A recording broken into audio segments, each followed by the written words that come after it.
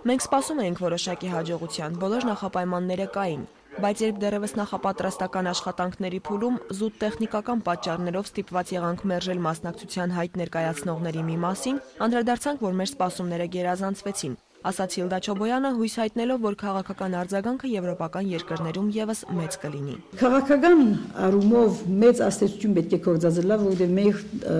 պատվիրակությունը հանդիպեցավ զանազան երկիրների եկած պատվիրակություններ հանդիպեցան նախ Եվրոխորհրդարանի նախագահության հետ, երկրորդ զանազան երկիրներու պետական ներկայացություններու հետ եւ այս հանդիպումները մեր գեցվածքը համաժողովի գեցվածքը փոխանցեցին իրենց երկիրներու ղեկավարությամբ այս առումով կգարձին որ քաղաքական անդրադարձը նաեւ շատ մեծ բան ունեցավ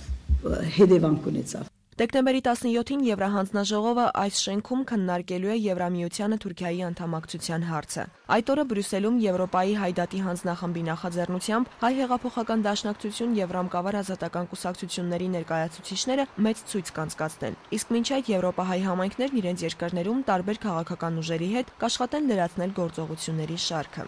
Հունաստանի մեջ ոչ շատ մեծ թիվով, բայց ուժականությամբ լիք համայնք մգա ես որպես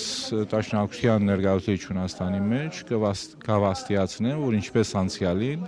նաև ներկայի փուլին